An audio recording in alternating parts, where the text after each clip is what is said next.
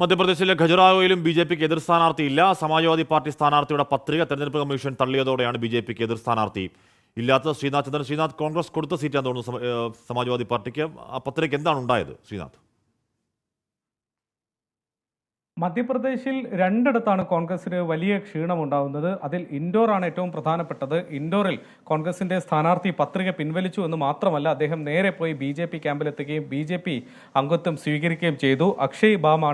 അക്ഷയ് കാന്തി balm എന്ന സ്ഥാനാർത്ഥിയാണ് കോൺഗ്രസ് വിട്ട് ബി.ജെ.പിയിലേക്ക് പോയത്. അവിടെ ഇപ്പോൾ ശങ്കർ ലാൽവാനിയാണ് ബി.ജെ.പി സ്ഥാനാർത്ഥി. അദ്ദേഹത്തിന് ഇപ്പോൾ കാര്യമായ ഒരു എതിരില്ല. സ്വതന്ത്ര സ്ഥാനാർത്ഥികൾ ചിലർ മാത്രമേ ആ മണ്ഡലത്തിൽ ഉള്ളൂ. 89 മുതൽ തുടർച്ചയായി ബി.ജെ.പി വിജയിക്കുന്ന മണ്ഡലമാണ് ഇൻഡോറിലുള്ള 7 നിയമസഭാ മണ്ഡലങ്ങളിലും ബി.ജെ.പി തന്നെയാണ് വിജയിക്കുന്നത്.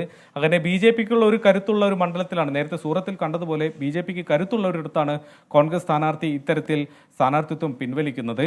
അതിനൊപ്പമാണ് മധ്യപ്രദേശിലെ ഖജുറാഹോയിലും ബി.ജെ.പിക്ക് എതിരില്ലാതെ വരുന്നത്. ഇവിടെ ഇന്ത്യ അലയൻസിന്റെ ഭാഗമായി കോൺഗ്രസ് എസ്.പിക്ക് വിട്ടു നൽകിയ സീറ്റാണ്. ഇതും നേരത്തെ സ്ഥിരമായി ബി.ജെ.പി വിജയിച്ചു വരുന്ന ഒരു മണ്ഡലമാണ്. അവിടെ എസ്.പി സ്ഥാനാർത്ഥിയുടെ പത്രിക, മീര യാദവിന്റെ പത്രിക ഇപ്പോൾ തള്ളിയിട്ടുണ്ട്. അവിടെ ഇപ്പോൾ വി.ഡി. ശർമ്മയ്ക്ക്, സംസ്ഥാന അധ്യക്ഷന്, ബി.ജെ.പി സ്ഥാനാർത്ഥിക്ക് ഇപ്പോൾ എതിരില്ലാത്ത അവസ്ഥയാണ്. അവിടെയും ബി.ജെ.പി തെരഞ്ഞെടുപ്പിന് മുമ്പ് തന്നെ വിജയം ഉറപ്പിക്കുന്നുണ്ട്. ചില സ്വതന്ത്ര സ്ഥാനാർത്ഥികൾ ഉള്ളതുകൊണ്ടാണ് ഔദ്യോഗികമായി ബി.ജെ.പി വിജയിച്ചു എന്ന് പ്രഖ്യാപിക്കാൻ കഴിയാത്തത്.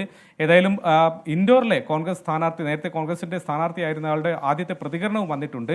ഇതുവരെ നൽകിയ അവസരങ്ങൾക്കൊക്കെ തന്നെ നന്ദിയുണ്ട്. തെരഞ്ഞെടുപ്പിൽ, രാഷ്ട്രീയത്തിൽ വിജയിക്കുകയും തോൽക്കുകയും ഒക്കെ തന്നെ സ്വാഭാവികമാണ്. അതിനപ്പുറത്തേക്ക് തങ്ങളുടെ വാക്കുകൾ ജനങ്ങൾ കേൾക്കുകയും ജനങ്ങൾ ഒപ്പം നിൽക്കുകയും ജനങ്ങൾ വിശ്വസിക്കുകയും ചെയ്യുകയാണ് പ്രധാനമെന്നും അദ്ദേഹം പറയുന്നു. ഹാഷ്മി.